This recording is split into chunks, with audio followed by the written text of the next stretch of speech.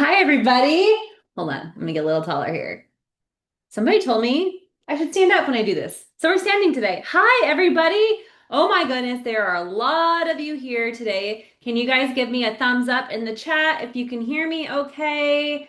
Please let me know. Hello, hello. If you are just tuning in, beautiful. Thank you, Erin. If you are just tuning in, please say hello to everybody in the chat. There are a lot of you in here today. There's almost 3,000 of you scheduled for this webinar. So super exciting. I love to see it. And I love that you guys are excited to learn about email marketing and the true magic behind it, which is segmentation. So we're going to talk all about that today. But a couple of things, okay? Couple of housekeeping items before we get started, because we have a lot to cover today. First and foremost, this will be recorded, okay? I am recording this. I will upload it. I will get it sent to you probably sometime tomorrow morning. So don't fear if you get distracted or if your Uber Eats comes or whatever happens. I get it. We've all been there. You can come back and watch that replay anytime you want, okay? Now, today I am also here with my incredible teammates, Erin and Petra. Anybody here in the Facebook group? If you are, you have probably met Petra. She is incredible. Erin is also a member of our MX team, and they are truly the superheroes here at Flodesk. Hello, welcome everybody. But they are going to be here to help me out today, okay? Now, what I want you guys to do, there are a lot of you, hundreds of you in this meeting today, okay? If you have a question, please do not put it in the chat. We will not see it, okay? Please click on the Q&A button somewhere on the Zoom. It might be on the bottom for you. Click on the Q&A button and add your questions there. If Petra or Erin can answer it quickly, they're going to. And then I will also go through those Q&A questions at the end and see what I can answer live, okay? So please make sure any questions you have are dropped into the Q&A section. We'll get that taken care of. And we're going to go ahead and dive in. If you are just tuning in, come say hi in the chat, say hello, give some love and kudos to Erin and Petra today. They are here helping me. Amazing. Okay, we're getting that link for you guys. Okay, let me get my screen set up here. Not very often do I have slides, but today we're going to be bouncing in between Flodesk and the slide deck. Let me actually separate Flodesk into its own thing here. Present. There we go. Hang tight. There we go. Magic. Just like that. Okay. Everybody see my screen okay? You guys ready? We're going to dive in. Y'all, this is my favorite thing. Okay, maybe not my favorite. I really love talking about deliverability. We can talk about that later. But I love segmentation because segmentation is truly the magic of email marketing. Okay. Now, today we're going to be talking about email, and that's cool and all, but why are we talking about email?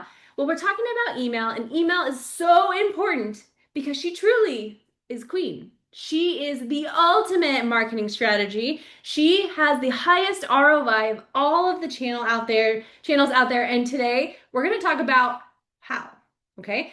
Now, here's the secret sauce that makes email different. Yes, you own your list. Okay, that's really important. We own our list, but the big piece is it allows us to send the right message to the right person at the right time. All of the other marketing channels out there, we don't really have that ability. You can't necessarily change your website based off of who people are or what they've clicked on in the past. You can't do that with your social media. You can with ads if you want to pay to play, but email marketing really makes that easy to get the right message to the right person. Okay? That's what we're going to talk about. And we're going to talk about how to do that in Flowdesk because you can. And when you lean into these strategies, guys, the numbers are insane. Okay? Not only do we do it ourselves, and I've done it in myself in my own business, but Flowdesk, us, like when we send you marketing emails, we're sending them from Flowdesk. We use our own platform, obviously, but we're using these strategies and they are returning incredible open rates, 70, 80%. That is unheard of. The average open rate for email marketing is about 20 to 30%.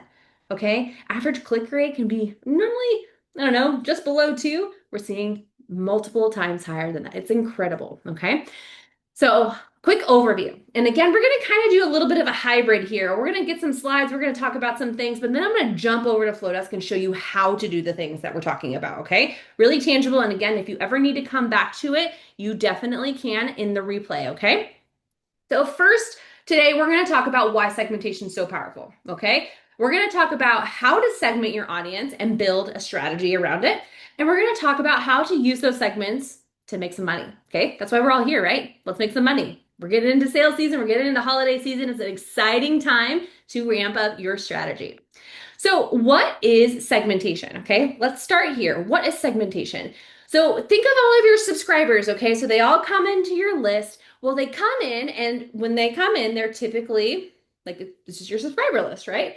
Well, segmentation is when you take that list and you divide it into smaller, more targeted groups. Okay, and we can send personalized and relevant content to that group. Okay, now this is called something different in all of the other platforms. So if you're not a Flodesk user, hi, welcome. You are also welcome here. We're talking about email marketing today. This is going to be valuable to you no matter where you are, but you're going to be seeing a lot of Flodesk today, okay? So what we want to do is we want to create small groups of our subscribers that have targeted content so we can send them the right message at the right time, okay? Because when you're sending the right message, we can give them value. When you're just sending the same message to everybody, that's not necessarily giving value to your subscribers, okay? So let's talk about what this looks like, okay? So I have an example here. This is my friend Laylee. Does anybody know Laylee? Everybody say hello, Laylee. Laylee is one of my dear friends, and she is one of my subscribers on my email list, okay? So Laylee is a subscriber, and she falls into the all subscribers bucket, okay? Cool, that's great. But what else do I know about Laylee?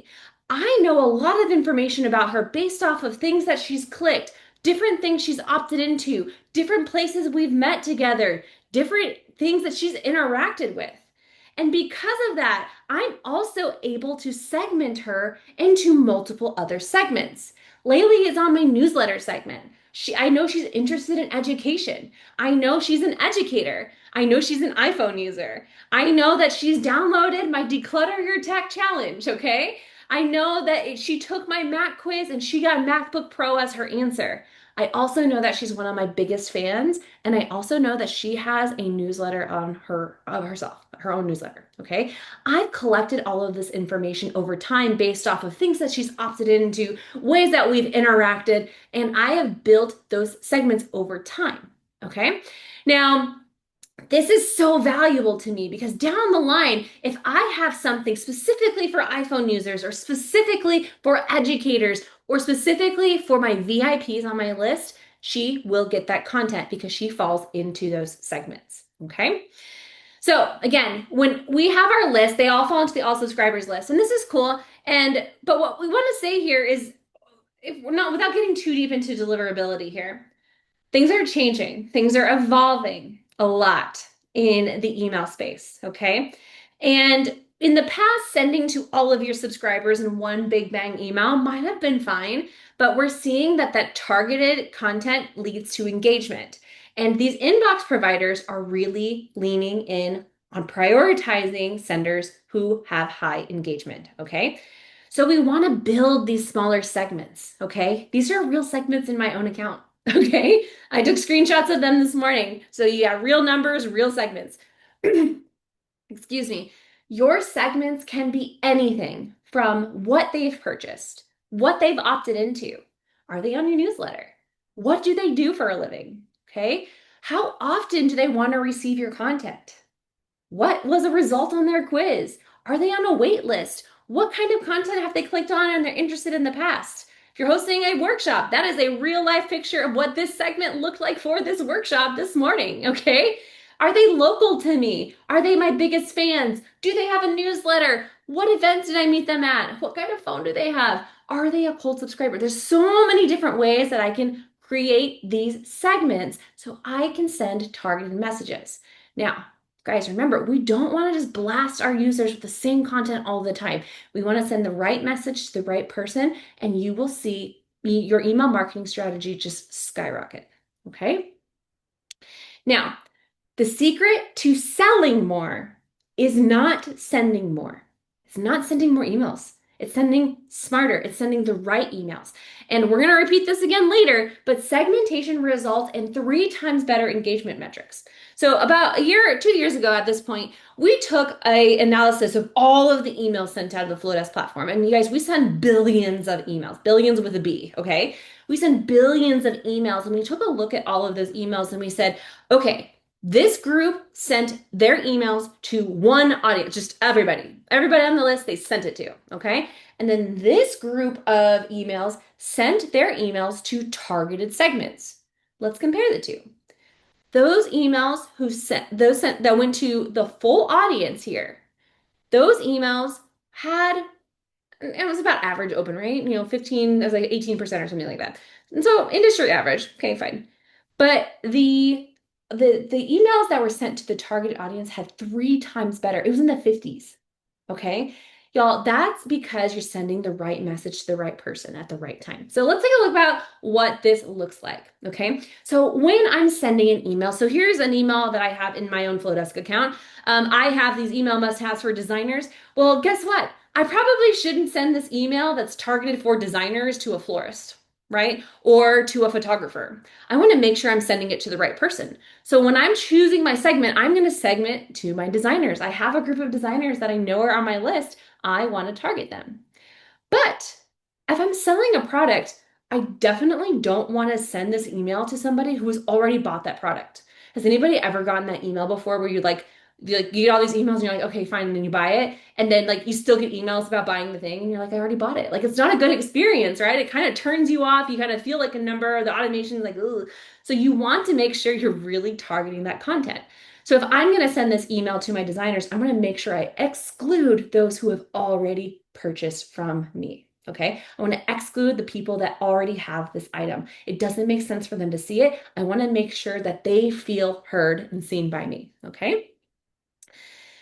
So this really comes down to the message that quality is becoming so much more important than quality when it or it's more important than quality. No, quality is more important than quantity when we are talking about email marketing. 5 years ago, it was all about growing your list and get 10,000 subscribers and do all of these things.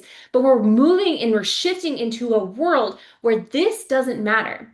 The small but mighty and engaged list is performing high numbers, incredibly better than those large lists with unengaged subscribers on it. Okay. And just to kind of like lean into this a little bit when we talk about deliverability and how Google and Yahoo are deciding where we go in the inbox, what they're saying is there was an article not too long ago saying that Google's going to be moving to an algorithmic inbox, which means that it's not in chronological order. It's about relevance.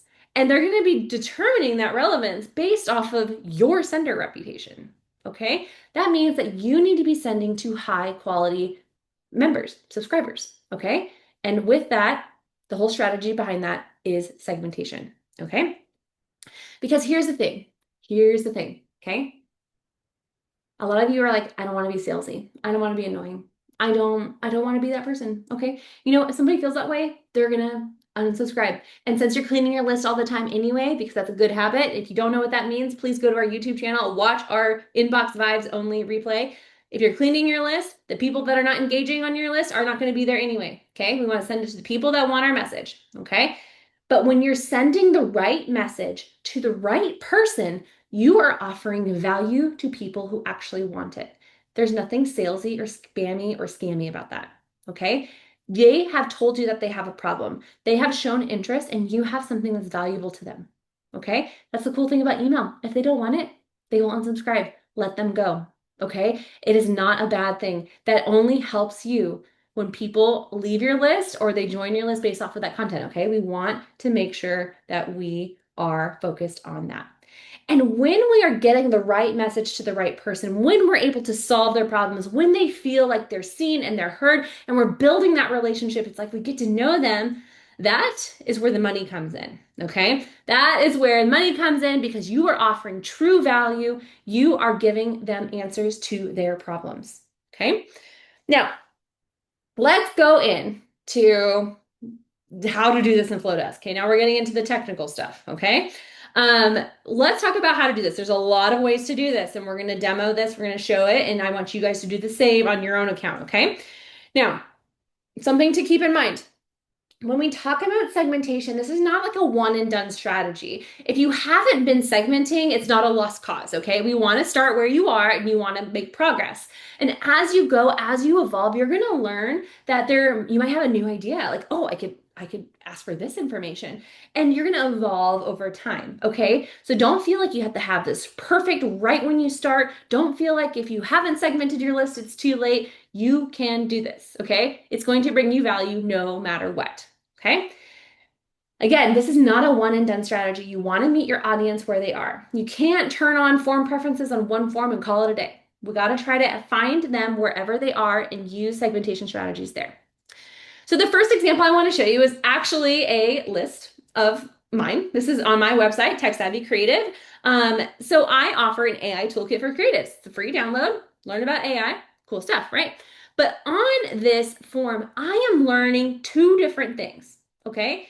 One, I'm learning that they're interested about AI, okay? If somebody is actually going into this and downloading it, they obviously have some interest in learning about artificial intelligence and what it has to offer, whatever, okay?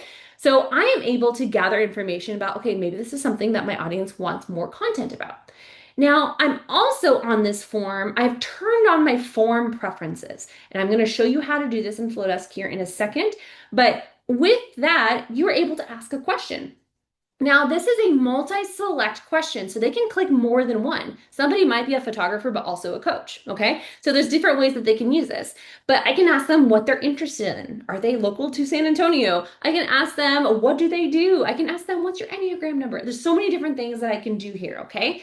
But when I do that, when I add those form preferences, I'm actually connecting segments to them. So when they choose one of those options, it will segment them, okay? If they don't choose any options, they don't get the segment, but they will get the segment for the form, all right? So here's the segments that are actually attached to this form, okay? So when somebody opts into this form on my website, they go into the opt-in AI toolkit. So I know that they've come in, they know that they've downloaded this freebie, okay? So that's my first thing. I can also make the assumption that if they're downloading the AI toolkit that they're probably interested in AI. So I'm going to also add them to that segment. And also what I like to do is I call it a trade. I say like, who are you? I'm collecting information about who they are. Because again, I speak at lots of conferences. I go to different events. Well, I don't want to email you about a photography conference if you're not a photographer. You're not going to care. You're going to tune out. You're not going to open my emails anymore. Not good for me, not good for you, not good for anybody, okay? I want to make sure that I'm collecting information about you so I can send the right information, okay? So now we're going to jump over to Flodesk. I'm going to show you how to turn on form preferences, okay? So I'm going to go into my forms. Let's see if I have a form that doesn't have it. Yeah, this one. So this was a form I built in our first steps class yesterday. Now, when you're in a form on Flodesk, okay, you just simply, ready guys? Ready? You click the background. We like to hide things in the background. Click on the background and then there is a setting right here called preferences. You can toggle that on and then that question appears, okay? So when you toggle on your form preferences, that extra question appears. Now I can change the question simply by clicking on it and then choosing it. So like this example is how often do you want to hear from me? So I can say like, what do you do? And then I can say, okay, I'm going to click on the options, come over here. I'm going to say photographer. And then I want to link it to a segment, okay? So that's one option. When somebody checks this box, I need to make sure that I link it to something or I won't be able to collect that information later. So I don't have any trades in here. Trade, photographer. If you don't have the segment, we can create it right here, okay? All right, option 3, which is across, we'll say designer. And obviously, guys, if you don't serve a bunch of different people, then like do a question that makes sense to you. Designer, just like that. Making my segments, we'll say florist, trade florist. And then I'll say, I don't know, travel agent. We'll make up something. And I do have an other on mine just so they have something to click. Trade other, just like that. There we go. So now on this form, if I go actually open this form, we're going to go open it in real life here. Here on this form, when they click on it, they can check as many of these as they want, and any one that they click on, they will be added to that segment. So I'm automatically segmenting them when they fill out this form. It is not required. If they leave it blank, they will not be added to any segments, but you can also add them like, I'm interested in monthly promotions. I'm interested in early access. I'm interested in your newsletter. I'm interested in learning more about your coaching program. Whatever it is, we can segment our audience right here. Okay. Okay. Let me come back here to Flodesk real quick. We're gonna close out of this. Good to go. Beautiful. Okay, there we go. Still see my screen? Yes. Good question. Okay, guys, make sure if you have a question, leave it, drop it in the Q&A so we can come back to it later, okay? Now, the next thing that we're going to talk about, we already talked about form preferences. Again, if you want to access those form preferences on your form, you click the background and you can toggle form preferences on or off there. But the next thing we want to talk about is link actions, okay? Link actions are the powerhouse of emails, and you can create automations based off of when somebody clicks something in your emails. Okay, so for example, if somebody clicks on my blog post about email marketing and Flodesk, I can make an assumption that they are interested in email marketing and Flodesk, right? So I'm going to segment them into that audience. But I can also use this in reverse. So like maybe I'm doing a Black Friday sale and I'm sending all these Black Friday emails. And on the bottom of that email, I can be like, hey, you're not interested in receiving Black Friday content? Click here and we won't email you about Black Friday anymore. So when they click on that link, they can remove themselves from that segment. That way, they're removing themselves from the content that they don't want without removing themselves entirely from my email list by clicking unsubscribe. Okay? So that is a link action. With a link action, we can also add them to a workflow, remove them from a workflow, or set a custom value. Okay? So that's an interesting one, setting custom field. So when you are in Flodesk, here, let me just show you. We're gonna do it together. In Flodesk, if I go to my audience, y'all, these are fake subscribers, so don't panic. So here in my audience, I can go to my segments and data. Here I have custom fields. So I can add a custom field and use that field on my forms. Okay. So for example, I could use, let's say I'm in the wedding world. I might do wedding season. Okay. I'm gonna save. Now, I'm using a link action. I might say if somebody clicks on the fall option that they get the custom field is added like fall, right? Fall, like that. So when I add that field, I'm going to be able to access it later to use it in the body of my content. I'm able to use it when I'm in a text box. I'm able to use it in the subject line. So it's really cool. And I also give you guys a sneak peek. These fields here will eventually have formatting to them. So we can use dates, we can use other things. So it's not just a plain text. We'll be able to access it later. So coming back to these link actions, let's talk about actually how to do it. So I just set up a custom field so we can do that as an example. I'm gonna come over here to email. I'm gonna go ahead and use one of these emails that I have here. Okay, so let's say, for example, I want to gather information about who has clicked on my my sales email. Let's say I'm selling candles. Okay. I'm in a candle phase right now. I have some awesome candles going on here. Now, let's say I'm selling candles. And if somebody clicks shop the sale now, I want to be able to send an email to the people, only to the people who have already clicked on the sale button. Okay. Because I know that they are probably already interested. They've obviously went to see what's on for sale, right? I might have more success by retargeting that audience and not the people that didn't open my email at all. Okay. So if somebody clicks on this link right here, I'm going to go ahead, click on the button, come up here to the right. I have my URL for that thing, but then I have a link action. I already had one built. So it's right here. I can click on choose action, add to segment, and then I can say clicked sales link. Now, anybody who clicks that link when I send that email will be added to that segment, okay? Then when I send the next email a week later, I can send that email specifically to that segment. That way, only the people who interacted and clicked on that link are going to get my next email. You guys see how I'm targeting the message here? Now, we talked about those custom fields earlier. If I'm using a text box, so let me find a text box here. Here is a text box. When I go to make my link, I can highlight a text box.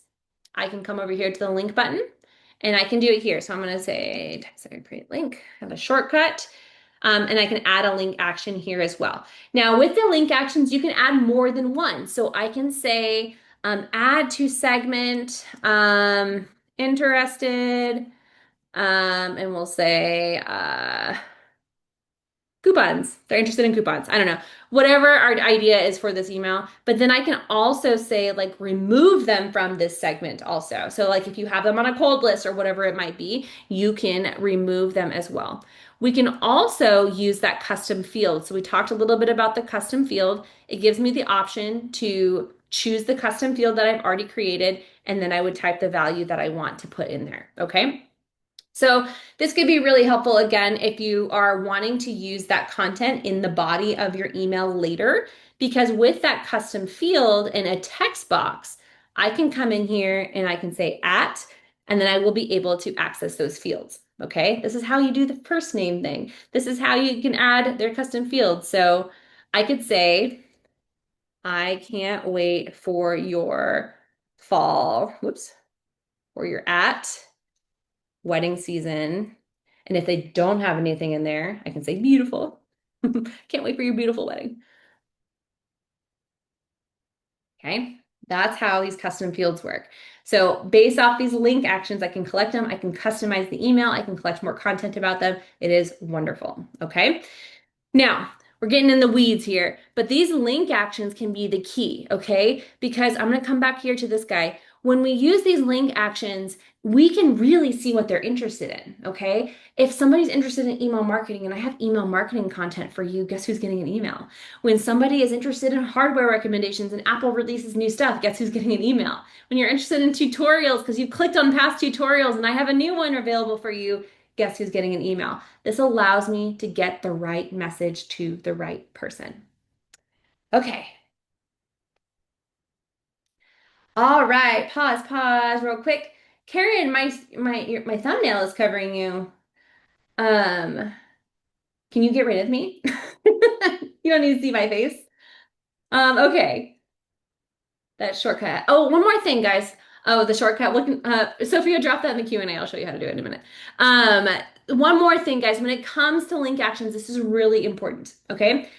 When you have a link action, yes, it's all about getting the details for you in the background, but it does not make sense to the person who's reading your email to click on something that does nothing. Okay? You have to go somewhere. It has to link for something. You will not be able to use a link action without a link in there. Couple of suggestions, okay? If you don't have a place to send them, you're just using it more to gather information. On your website, I recommend creating a thank you page, okay? I have this one, techsavvycreative.com/thanks. Anytime I have a link action and I want to use it, I'm gonna go ahead and zoom in. I just have this simple page that says, you got it. I've updated your preferences. Thank you for letting us know. We also did it on this email that we invited you to this webinar on. It says, if you're not interested in this, like, let us know. And on that one, I simply just I send you to a GIF, okay? Anybody use Giphy before? So if you go to Giphy and you find a GIF, they actually have links. So if you don't have anywhere to send your user, just send them to a Giphy link, okay? I do like a thumbs up, like you got it, like noted. But that's a great place to link somebody if you don't have a place to go, okay? There we go. But make sure it doesn't make sense when you are sending people to, or you have a button and it doesn't go anywhere. That is why we do not allow you to use link actions without a link, okay? Kate, is it you that has the threads post that's like, this is a threads post because Flodesk makes me link to something? Because that was hilarious. I think I've said that to people before. You just have to send it somewhere, guys, okay? Send it somewhere. Awesome. Okay, let's talk about another way we can segment, okay? Now, in an email, we also have poll blocks, okay? Now, polls might not be first choice for everybody because they do show results, okay? Not everybody wants to showcase results when people click on things, but there are times where people do want to show results. Here is a screen grab from one of my newsletters, okay? So on my newsletter, I talk about the new iPhones and like, hey, the iPhone 17 was announced, blah, blah, blah. But then I say, so tell me, are you team iPhone or are you team Android, right? Well, that's typically a pretty hot debate. Like people tend to be very defensive about wherever they stand, whatever camp they are in. So me showcasing what people have clicked on is not a big deal, right? I want people to see that there's 80% iPhone and 20% Android. Like I want that. I want that interaction, right? But when they click on that poll result, I am able to segment them into the audience. Okay. So that for me is really valuable. That was a very strategic positioning in my newsletter because down the line, I want to start doing this like evergreen tech tip series for like a year, but I don't want to send people a tech tip that isn't relevant to them. Like if I have a very specific iOS tech tip, I don't want to send it to people who have Android phones. So I want to make sure that I split that and that I'm not sending irrelevant content to people that I know information about. Okay. So on your email, so if we're going back to our email here, I can add a poll block by clicking on that plus sign. And then I have these polls here. There are a ton of beautiful options. They are a lot of fun. They can have up to 12 answers. We chose 12 because, 12 months, that tends to be like what people are looking for in a maximum capacity. But then I can fully customize here. And now when I click on these options, maybe, there we go. Click on the box right there. I'm able to go to my segments right here. So that's each of these answers, A, B, and C. I can add them to a segment and I can also add them to a custom field if I would like to based off of what they choose. So this is right here, the poll block that I can use. Now, when they click on this though, it will take them to a page that shows them the results of the poll, okay? So keep in mind that this is not ideal for some situations, but it can be very valuable for questions like iPhone versus Android. Now, so a lot of people ask me, they're like, okay, Dawn, well, what if I want them to click on multiple things? Like I want to collect multiple segments from them, or I don't want them to see the results, right? You can do that, but you're just going to do that with link actions and a button. Let me show you how I did it. I think I have an email in here. So here is a recent, delete that. That was for an example. Here's a recent email I actually sent from my account, and it says, I want to learn about, and then these are just buttons. Okay. Now, the benefit to using the button instead of a poll block is that they can click as many of these as they want. So if they click on all of them, they'll end up in all of the segments. If they click on the poll block, it's just going to put them in whatever one they select. Okay. But here it doesn't take them to a result. It takes them to the page that I select because I'm using a link action. Again, to use that link action, I simply click on the thing I want to link, go to link, send them to where I want them to go, and then I can add them to the segment that is appropriate for them. Okay? Lots of different ways to do this. Lots of ways. You can do fun icons. You can use images. Like you can do them so many different ways. Okay? Something that I learned, kind of a hack, if you go in here and you go to an image block, there is this button here. This is grid and aspect ratio. So I can make like a 4 block like this. And here I might actually have one of my favorites. Yeah. So if you ever want to have like side-by-side images, you can do that, but you can link each of these individually. Like it's not one link for the whole block, it's one link per image. Okay. So if you have like icons or if you want to make like a row or something, like you can do that with an image block and then turning it into the grid view from there. So a little hack I learned myself. How did I get there? So Amanda, I added, let me do it all over again. So I'm going to click on the plus sign, image, and in the block settings, if I click on block, grid and aspect ratio, I can choose the grid layout. So I can do 2 columns, I can do 3 or 4, and then I can add number of images to that. I can also change the ratio of the image if I want them horizontal, square, vertical, or so on. A little hack for you, but I've seen some really cute like 3 icon situations where they're like, choose your favorite color, and then it's like 3 colors, and based off of what they clicked, it's segmenting them. So if somebody says my favorite color is pink, you can send them all of your pink products in the next email, right? Next, a nice, easy way to target our audience. Okay, moving on, guys. A lot to cover. Now, you can also segment your audience in your workflows. Okay.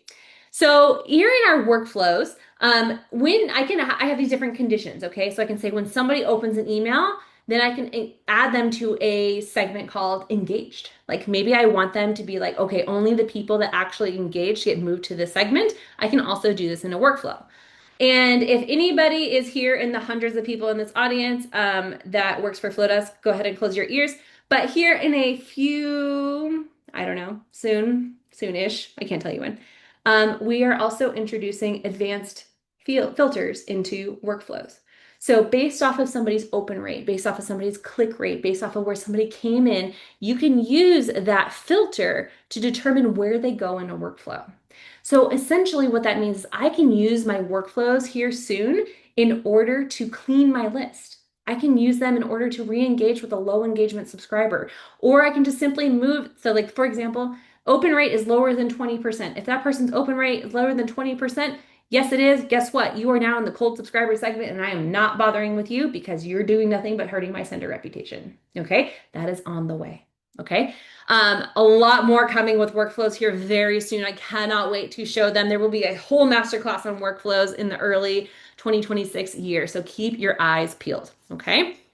Now to do this yes, no breaking inside of workflows, I'm going to come in here to workflows, click on edit. If you want to add a yes, no condition, you simply click on the plus sign and then you add a yes, no branch. Okay. So I've already done that here in this example. So this one is checking for the condition. So if they have already completed the welcome workflow, I can say, yes, I will have them exit. No, I will simply add them to another segment called ready for welcome workflow, and then it will start a new workflow for me. So this is how we access that capability inside of our workflows. Okay. All right, moving on because we got a lot of time. There's a lot of questions in the chat. All right. One other thing, guys. Okay, so here I'm gonna give you a peek into my world a little bit. Okay, my highest performing opt-in by far on my website is my quiz. I have a quiz through Interact. Flodesk and Interact have a direct integration. It is one of the most incredible integrations that we have, and I love it because not only am I able to put people into a segment based off of the results that they get, but I'm able to segment people based off of the questions that they answered in the quiz. So in my quiz, which is what Mac should you buy? Because guys, I got tired of answering the question in my DMs. So I made a quiz. It has 12 answers. The workflow is terrifying. It is huge. Okay. But I have this quiz and I get hundreds of people going through this quiz. Now, I ask questions in that quiz that are not relevant to the answer at all. It doesn't matter to me that you're in the wedding industry. It doesn't matter to me that you are an educator. It really doesn't matter to me that you've been in business for less than 5 years to give you the answer for the quiz. But it does matter to me in the email marketing sense because I can segment you into that audience and I can target you with the right content later. It matters to me in that sense, not in actually the result of the quiz, but I'm able to use that to gather information in a really easy and frictionless way. So not only do I know that Laylee, like her quiz result was a MacBook Pro, and guess who's going to get an email from me when Apple releases new MacBook Pros, but now I also know information about she's an educator. I know she's been in business for more than 10 years. I know all of this information because I asked those questions on the quiz. I can also do this with other integrations like ManyChat. I can do this. Here's an example here is HoneyBook. Based off of where they are, what they've done in HoneyBook, I can add them to a specific segment through that integration. Also, don't discredit the manual segmentation. Okay. I just want to call this out because this has helped me a lot. Again, I am a service-based business, so I work with a lot of different types of segments of people. I work with different types of like creatives, right?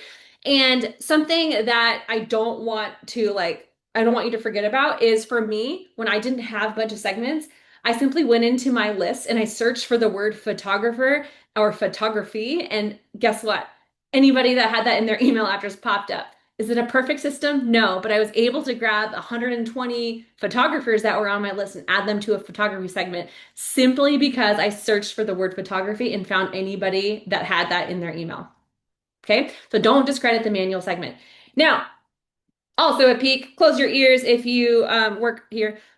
This is also going to get smarter soon. Smart segments are on the way, and you will be able to create segments that will add and remove people based off of certain behaviors and such. Super exciting. More to come. Okay, let's get through this, guys, so we can make sure that we have time for a Q&A. So let's talk about turning our subscribers into money, okay? Turning subscribers into money. Now, remember the secret to selling isn't sending more, it's sending smarter, okay? This is a repeat. I want this to be clear. It's not about sending an email every 5 minutes or like at the last 3 hours of your sale. It's about sending the right email, okay? Because if that email wasn't relevant to them the first time, it's not going to be relevant to them the second time when you send the same email, okay? Now, when you're sending the right message to the right person, you're offering value to these people who actually want it. Now, when we're looking at our strategy here, this is like the kind of the formula I like to use. I like to say, okay, who they are, what do they need, and what should I send? Okay? The answer isn't always I should send the same message to everybody. Maybe once in a while, right? But true smart email marketing strategies are not just blasting the same email to everybody. Okay? So let's do some examples. So maybe my new subscribers, they're new. I need to give them clarity and trust. Okay. They need to get to know me. I want to build that relationship with them. My email that I might be sending them will be a welcome series. Okay. And I might use what we call like a do not disturb segment to make sure that they don't get other emails. I want them to focus on those welcome emails. Okay. So that's an example here.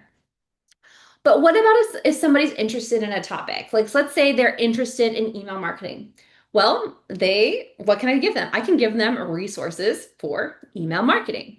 I can give them value in my emails. I can tell them the story. I can give them examples and maybe offer something in a soft way, right? Like, hey, like you want to dive on this one-on-one? You can book a 15-minute call with me by clicking this link, right? But I'm giving you value. Like, I don't want to come out the gate and be like, buy all of this, right? I like to think of it this way. Have you guys ever like heard of like the cocktail strategy? Like if you're at a cocktail party, like what would you say to people that you've never met? You would talk to them like, hi, like you'd have small talk, like you would get to know them, right? You wouldn't just go up to a person you've never talked to before and be like, buy my stuff, right? So think of your emails that way, okay? Think of your emails in the sense of like you're at a cocktail party, you're trying to warm up a little bit. You want to warm up your audience. You can't walk into a cocktail party and just start screaming your offers and expect people to listen to you. They're going to think you're weird, they're going to tune you out, and you are not going to make any sales. What about your past clients, people you've worked with? They want continued results. That's what they need, okay? So maybe updates for your VIPs, the people that have already worked with you. Maybe you give them early access to things or you give them exclusive offers.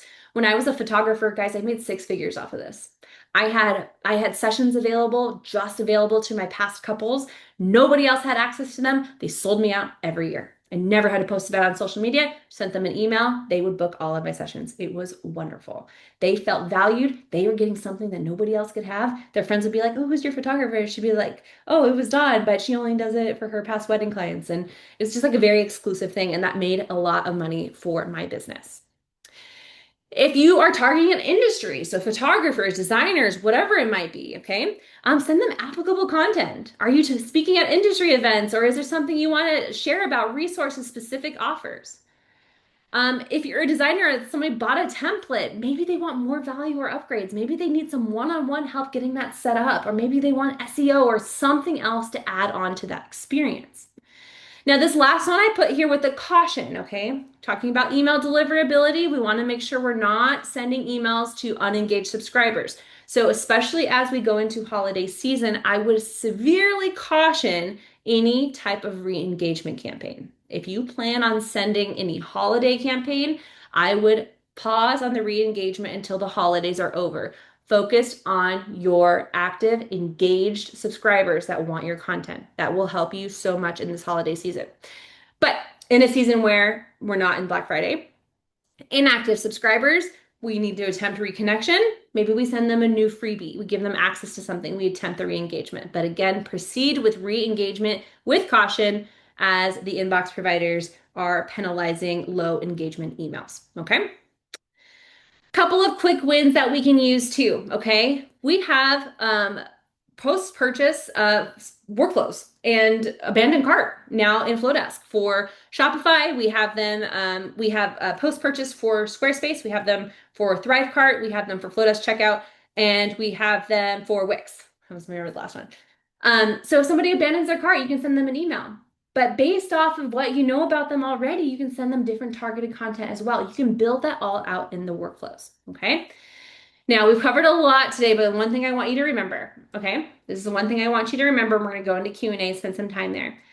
You do not need a huge audience to make this work, okay? I made multi six figures with a list of a couple hundred, okay? You can do this.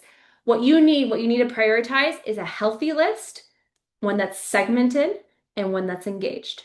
Okay, so we want to lean into these segmentation strategies so you can focus on getting the right content in front of the right person and your results will follow. Okay, pausing, take a breath. Whew. Ooh, Erin, you tagged me on some juicy ones. All right, guys, how are we doing? Brittany, same girl. Brittany says she's been emailing the same email. And you know what? Like, if that's working, great. But this is how we're seeing the industry change and evolve. It's really focused on that targeted content. Take that same email and maybe offer two versions of it. Okay. So try that. Give that a try. Okay. Yes, this is recorded. Veronica will send you the link. Okay. Now I'm going into the Q&A section. If you have a question, please drop it in the Q&A section. Okay. How can I learn more about my audience if they are not segmented right now? Okay, great question. So one, you can try manual segmentation if that's something like your business is applicable to you. Like again, I was able to very quickly like search for photography and find my photographer. So it's pretty easy and straightforward. But this is going to be something that you do over time, okay? Put it on your form so the people coming in at that point are able to segment themselves. Put it on your emails based off of what they click. Use that to segment your audience, okay? It's not a perfect solution. You're not going to be able to do everything right out the gate, but it's going to definitely get you started, okay? Another question. Oh, Erin, you know. How do we keep our emails out of the promo tab? Great question. All right, guys, are we ready for some tough love? Here's the thing, guys. You're a business. You're a promotion. It is not unusual for any email from an email marketing platform to land in promotions. Okay? Little tough love here. Now, there are ways to work your way out.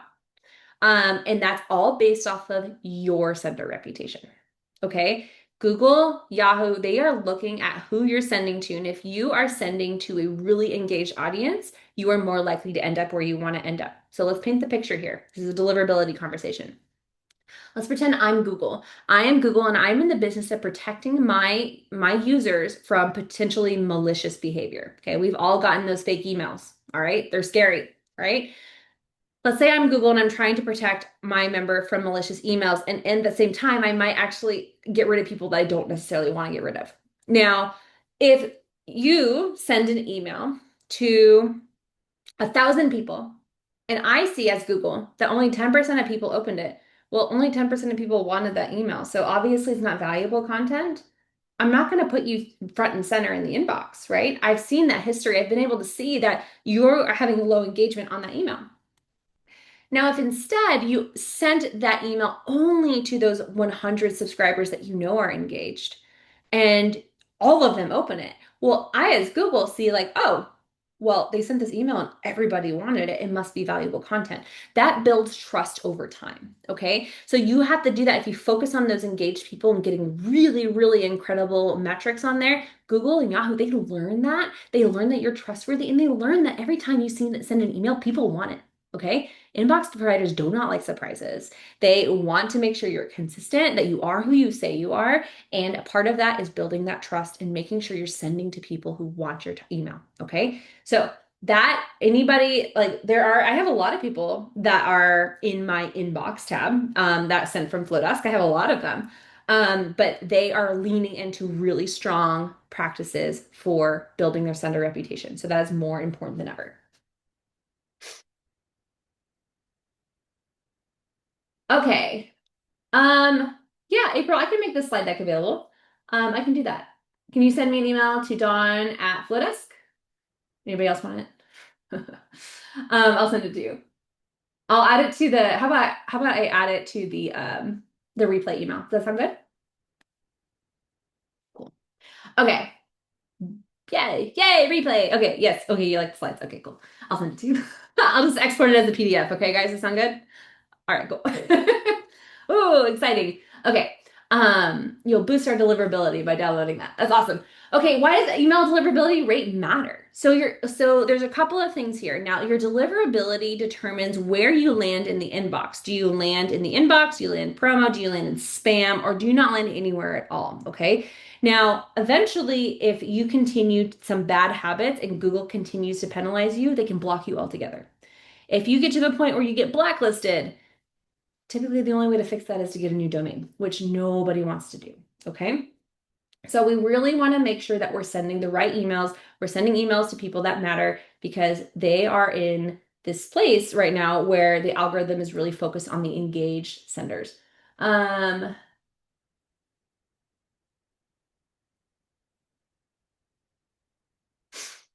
Okay.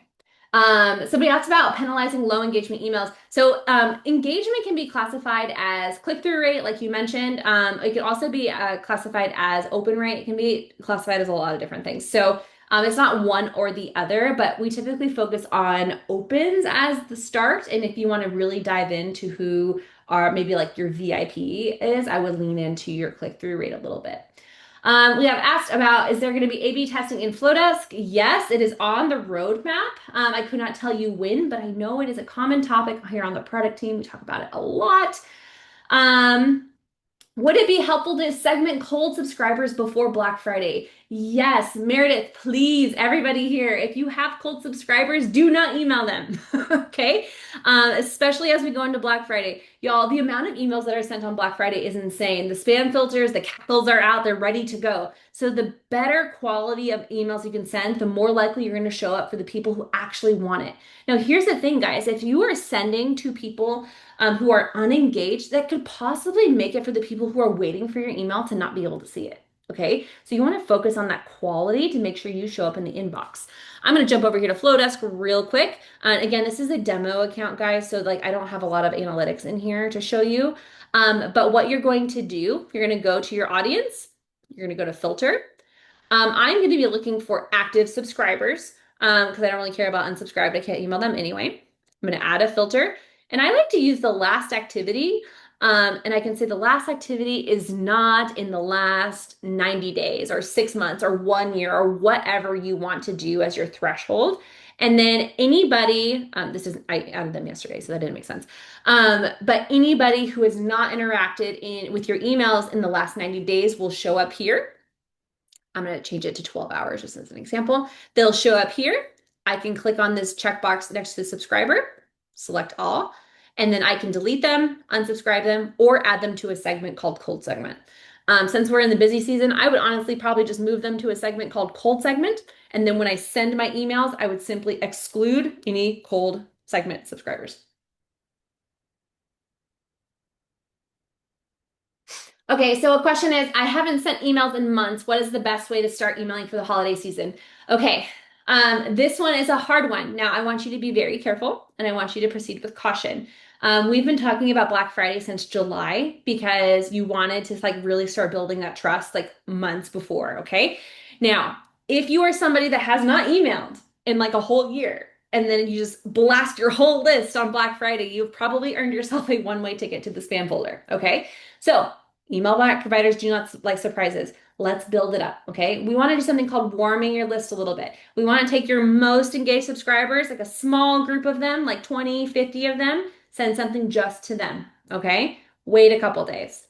Send it to your next group of 100 people. Wait a couple days. Send it to the next group. We want to really build up that trust and kind of let Google know you're back. But you do not want to come out the gate and just blast, okay? So please start leaning into that strategy now. Y'all, we are at crunch time when it comes to Black Friday, so I would proceed with caution. You do not want to really damage your sender reputation in this process.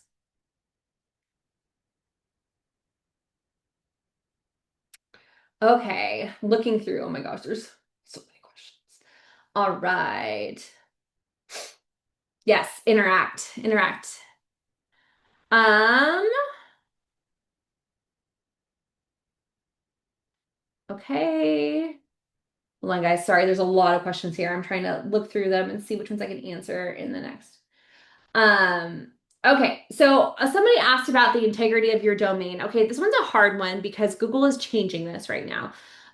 So we get limited information back from email providers based off of like your sender reputation, things like that. We get something called bounce rates, and we are actually exposing those bounce codes to you here in Flodesk soon, so you'll be able to understand what a bounce is and what kind of bounce it is. Because, like, for example, if you get a bounce and the bounce is because the email was bad, that's a different situation than if you get a bounce because Google has blocked your domain, right? Those are very different bounce codes. So we're going to be exposing that here in your analytics here soon. We're going to be giving you a lot of deliverability information in your analytics for your emails. However, about in the US, I think last I read about 78% of inboxes are Google inboxes. So Google is the one that we tend to focus on. Now, as of this right now, Google has something called Google Postmaster. If you have a custom domain and you can log into Google Postmaster, it's free, and they will show you what your domain looks like in the eyes of Google. It'll tell you what your domain reputation is. It'll tell you what your spam rate is. It will tell you all of that information. Now, last few weeks, we did receive word that they are deprecating Google Postmaster, which means we will not have access to this information for much longer. So take advantage of it while you can. Again, it's just Google Postmaster. If you just search Google Postmaster, you'll find it. And also note that it's delayed. It takes like 3 or 4 days for information to pop up after you send an email. But that is a great way to get that information. Okay. Oh, I love this questions. Okay. Where do I start? I have 3 segments with about 250 emails between the 3 of them, most of which overlap more than one segment. Can I build a form? So yeah, at this point, what I'm doing is I'm sending them an email. Just I would continue emailing like you normally do, but with those, like, what are you offering in those emails? And based off of what they click, use that to segment them, okay? Collect information about what they're interested. Maybe offer your freebies in the email. Like say like, oh, you want this freebie? Click here and give them access to that freebie. Well, if they clicked on that freebie, you have information that they're interested in that kind of content, right? You just want to use what they already have in order to lean into this strategy. Okay. Look at a timer here. Okay, got 3 minutes. I'm looking through all of these questions, guys. I'm so sorry that I can't get to all of them. Okay. I wonder what would be a suggested way to segment people for a live performer. For example, I could imagine something like attended, and interested, and certainly folks not within the area out of state would necessarily go, but they might be interested in general. Yes. So Rob, I think that's a perfect example and exactly what we're talking about here. That's why I have a like located in San Antonio. Like if I'm speaking at a local event for wedding professionals, I don't want to tell my friends that are not here in San Antonio, right? So I gather that information that they are local, that they've attended something local. That way, if I have something local that people can come in real life, that makes sense to send it to them. Cool. Beautiful. Ooh, love this one. Aaron's answering it, but I'm going to answer it too. Is it better to have a custom website domain email or a Gmail as the sender email in regards to landing in spam? So in 2024, Google and Yahoo made it a requirement for some senders to send from a custom domain email. At first, it was about like if you sent a certain volume over time, but that has gotten more and more strict since they've initially released this. If you are sending from an email marketing site, you need to be sending from a custom domain email. Period, point, end of story. If you are sending from Flodesk, please use a at your custom domain email, not an at Gmail. Okay. The first line of defense when they're looking at spam, guys, most of these spammers out there are sending from at Gmails, at iClouds, at Yahoo's. Okay. They're sending from those free accounts. The first line of defense is having a custom domain email and making sure it is authenticated. First line of defense. Everybody here needs to be sending from one of those emails. Okay. We have a wonderful help center. If you ever have questions on how to do that, check that out. I have a Google for Business account, I think is what it's called, a Google Workspace account. And that's what I use to create my Google, my custom domain email, and also through your provider as well. Thank you, Erin. Thank you for that post. But we definitely do not want to be sending um, from an at Gmail at this point. Okay. Okay. Um, let's see. Can I create a link directly to a link without a form to include in my email? Not sure I understand. Let me answer this one because it's quick. Tracy, you asked, I love the quiz idea. Could you mention how you did that again? I use the tool called Interact. Interact is a quiz platform and it integrates directly with Flodesk so I can segment based off of the questions and answers. Okay, cool. Amazing. All right, guys, there's so many questions in here. There's hundreds of you here. I wish I could answer all of them, but I will be sending the replay and I will send the slide deck. I'll go ahead and download this slide deck and send it to you. If you guys have any questions, don't hesitate to check out our help center, help.flodesk.com. Also, if you're not part of our Flodesk Insiders Facebook group, go join that. Petra is amazing. I'm in there too. Erin's in there. We're all in there to support you. And also, if you have a particular question, our support team is also here to help you. You can reach them at support@flodesk.com. Thank you guys so much for joining. This was so fun to hang out, and I hope this gets your gears turning and makes you start thinking about ways to take your email list and make it smarter so you don't have to work as hard. Okay? Thank you guys. See you next time.